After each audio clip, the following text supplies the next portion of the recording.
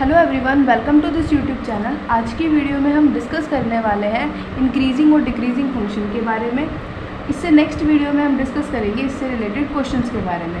हमने chapter 8 start किया हुआ है। इससे पहले वाली वीडियोस में हमने 8.1 एक्सरसाइज के कुछ क्वेश्चंस डिस्कस किए थे। आज की वीडियो में हम डिस्कस करेंगे इंक्रीजिंग और डिक्रीजिंग फंक्शन के बारे में। देखिए, वीडियो को स्टार्ट करते हैं। फर्स्ट हम डिस्कस करते हैं कि इंक्रीजिंग फंक्शन से हमारा मतलब क्या होता है, क्या किसे कहते हैं हम इंक्रीजिंग फंक्शन। तो यहाँ मैंने डिफ़ाइन किया है, मान लीजिए let y is equal to F of X. आपके पास कोई भी फंक्शन दे दिया x का, और वो किस इंटरवल में डिफ़ाइन है, ओपन इंटरवल में आपके पास डिफ़ाइन करके दे रखा है। तो आप कहोगे इफ़ फंक्शन हमारा इंक्रीजिंग है, कब? जैसे जैसे y इंक्रीज़ करेगा। कब? जब हम x की वैल्यू को इंक्रीज़ करेंगे, तो हमारे पास फंक्शन क्या हो जाएगा, इंक्रीजिंग फंक्शन हो जाएगा इस इंटरवल में। मतलब हम कहना क्या चाहते हैं उसको देखिए। मान लीजिए आपने x1 x2 दो पॉइंट ले लिए किसी इंटरवल, मतलब जिस इंटरवल पर आपको ये फंक्शन डिफाइन करके दिया है ना, उसमें से आपने कोई भी x1 x2 दो पॉइंट ले लिए। कंडीशन क्या दे रखी है कि x1 छोटा पॉइंट है, x2 बड़ा पॉइंट है। मतलब x1 छोटा है और x2 बड़ा है। तो आप कहोगे कि फंक्शन इंक्रीजिंग होगा कब? जब अगर ये कंडीशन सेटिस्फाई कर रही हो कि x1 छोटा है x2 बड़ा है, तो उसके करस्पॉन्डिंग में जो इमेज मिलेगी उनके बीच में ये रिलेशन बने। मतलब एफ ऑफ x1 क्या हो, लेस देन इक्वल हो एफ ऑफ x2 से। और ऐसा एक दो पॉइंट के लिए नहीं, ऐसा जो भी इंटरवल के अंदर पॉइंट्स आ रहे हैं उन सभी पॉइंट के लिए कंडीशन होल्ड होनी चाहिए। तो हम कहेंगे कि वो फंक्शन हमारा इंक्रीजिंग होगा। अगर ये कंडीशन वो फुलफ़िल नहीं करेगा तो हम कहेंगे वो फंक्शन हमारा क्या होगा, डिक्रीजिंग होगा। एक वर्ड हम यूज़ करते हैं इंक्रीजिंग, और एक और वर्ड हम यूज़ करते हैं यहाँ पर जो जनरली आती है, that is called strictly increasing. एक बार हम उसे भी देख लेते हैं, फिर हम इसको ग्राफिकली समझेंगे कि इससे हमारा क्या मतलब है। एक वर्ड हमारे पास है इंक्रीजिंग, एक वर्ड जो हम यहाँ पर यूज़ करते हैं, यहाँ पर आपको दिख जाएगा कई बार क्वेश्चंस में, that is called strictly increasing. अगर क्लास 11th में याद हो तो हमने कुछ इनइक्वालिटी पढ़ते थे। इनइक्वालिटी जब हम पढ़ते थे तो हम बोलते थे जैसे ये हमारे पास इनइक्वालिटी थी या फिर ये होती थी। एक हम इस तरीके से पढ़ते थे, लेस देन इक्वल और ग्रेटर देन इक्वल। तो यहाँ पर इनका मतलब होता है जो इस तरीके से यूज़ होती थी, these are called strict inequality, और जो हमारे पास इस तरीके से होती थी उन्हें हम स्लैक इनइक्वालिटी बोल देते थे, है ना। यहाँ से देखिए, अब स्ट्रिक्ट का मतलब कहीं भी इक्वल नहीं आएगा। मतलब क्या कहना चाहते हैं, इसका मतलब ये है कि मान लीजिए जैसे यही वाली सेम कंडीशन है कि x1 x2 अगर आपने कोई दो पॉइंट लिए a b से, आपने इंटरवल a b में से ले लिए, सच दैट कंडीशन क्या होल्ड हो रही है, x1 हमारे पास है x2 से छोटा। तो आप कहोगे वो फंक्शन हमारा स्ट्रिक्टली इंक्रीजिंग होगा कब? जब जो f ऑफ x1 की वैल्यू है ना, वो f ऑफ x2 की वैल्यू से क्या होगी, स्ट्रिक्टली छोटी ही होगी। मतलब छोटे पॉइंट पे छोटी वैल्यू मिलेगी, बड़े पॉइंट पे बड़ी वैल्यू मिलेगी। सभी x1 x2 के लिए जो हमारे पास कहाँ बिलोंग कर रहे हैं, इस इंटरवल में बिलोंग कर रहे हैं। ए बी में हमने ले लिए, ए बी में हमारे पास बिलोंग कर रहे हैं, ठीक है। अब हम इसको ग्राफिकली देखते हैं कि दोनों में मतलब अंतर क्या है। अब यहाँ पर देखिए, सपोज़ कर लीजिए जैसे अगर मैं इसका ग्राफ बना लेती हूँ, एक ग्राफ मैं इस तरीके से प्लॉट कर लेती हूँ।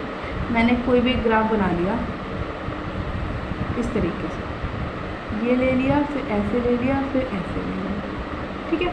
मान लीजिए ये हमारे पॉइंट से पास पॉइंट है ए, जहाँ पर हमें ये डिफाइन करके दे रखा है, ये हमारे पास एक्स एक्सिस है, और एक हमने यहाँ पर पॉइंट ले लिया, सपोज हमारे पास ये पॉइंट है बी, ठीक है। ये हमारे पास हमारे फंक्शन का ग्राफ है, y is equal to F of X का हमारे पास एक ग्राफ बना के दे हमने ले लिया। ये कोई भी एक फंक्शन डिफाइन करके दे रखा है, ये हमारे पास y एक्सिस है, ये हमारे पास ओरिजिन है, और ये हमारे पास x एक्सिस है, ये सपोज कर लीजिए। अब देखिए यहाँ से जब हम इधर की साइड जाएंगे तो बेसिकली हमारे यहाँ पर क्या होगा, x के पॉइंट क्या करेंगे, इंक्रीज़ करेंगे, यहाँ से x की वैल्यू इंक्रीज़ करेगी। अब देखो यहाँ पे ग्राफ किस तरीके से बिहेव कर रहा है। सपोज़ कर लीजिए आपने कोई भी दो पॉइंट ले लिए, एक मैं पॉइंट ले लेती हूँ यहाँ पर, ये x1 ले लिया, और दूसरा पॉइंट मैंने ले लिया यहाँ पर, ये मैंने ले लिया x2 पॉइंट ले लिया। अब क्या प्रॉपर्टी इधर शो हो रही है वो देखिए। यहाँ पर ये x1 क्या था, हमारे पास छोटा पॉइंट था, और x2 हमारे पास क्या है, बड़ा पॉइंट है। अगर हम x1 के करस्पॉन्डिंग वैल्यू देखें तो हमारे पास ये निकल कर आएगी, ये वाला पॉइंट।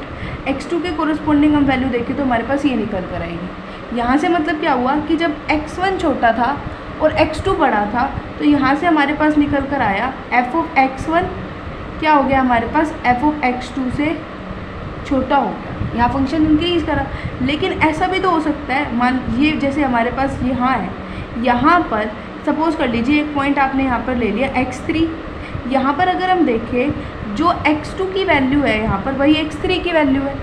यहाँ पर x2 हमारे पास छोटा है x3 से, यहाँ पर लेकिन हो क्या रहा है, f ऑफ x2 पर जो वैल्यू हमारे पास निकल कर आ रही है वो किसके इक्वल आ रही है, f ऑफ x3 के इक्वल आ रही है।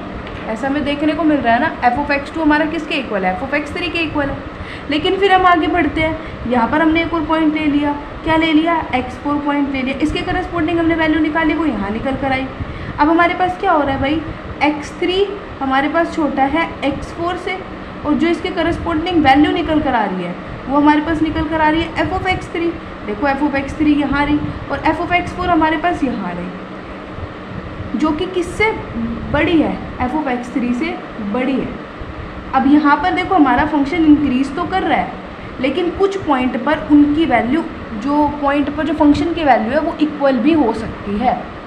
तो इंक्रीजिंग फंक्शन में यही कह रहा था कि अगर हमारे पास x1 x2 हम 2 पॉइंट ले लें और अगर x1 हमारे पास क्या है, x2 से बड़ा है, इनमें तो यही रिलेशन है कि जो x2 है वो स्ट्रिक्टली x1 से बड़ा होना चाहिए, लेकिन उसकी कोरस्पॉन्डिंग जो हमारे पास वैल्यू मिलेगी f ऑफ x1 x1 के corresponding, f of x2 x2 के करस्पॉन्डिंग, उनमें रिलेशन हमारा यही मिलेगा इस तरीके। मतलब क्या कि ऐसा हो सकता है कि फंक्शन तो हमारा इंक्रीजिंग हो, मतलब फंक्शन हमारा बढ़ता हुआ जा रहा है, लेकिन कुछ ऐसे पॉइंट मिल सकते हैं जहाँ पर फंक्शन की जो वैल्यू है वो हमारे पास इक्वल हो जाए।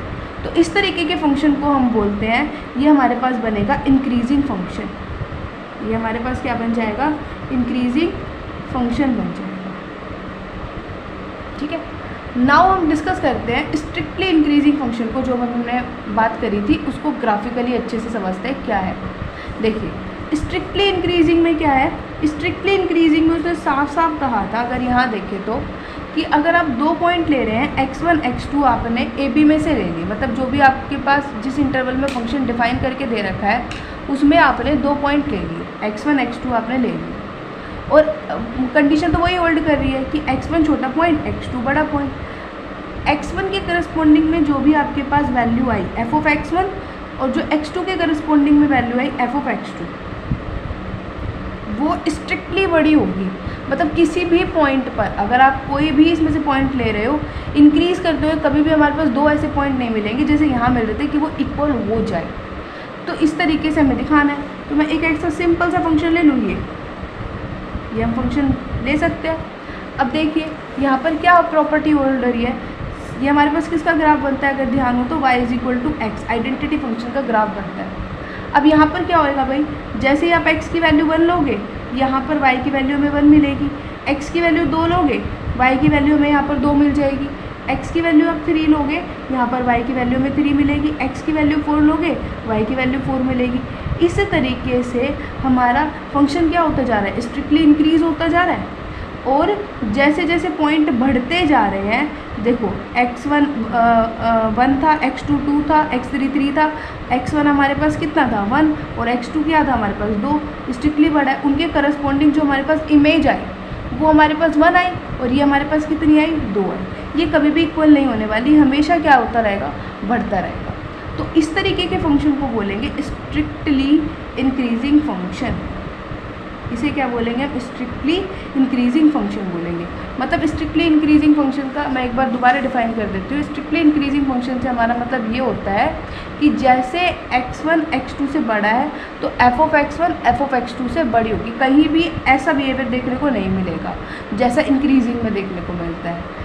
ठीक है, स्ट्रिक्टली इंक्रीजिंग और इंक्रीजिंग फंक्शन आई थिंक सभी को क्लियर हो गया होगा। फिर भी अगर आपको कोई डाउट आता है तो आप कमेंट बॉक्स में पूछ सकते हैं। इस वीडियो में इतना ही, नेक्स्ट वीडियो में हम डिस्कस करेंगे अबाउट डिक्रीजिंग फंक्शन के बारे में। Thank you.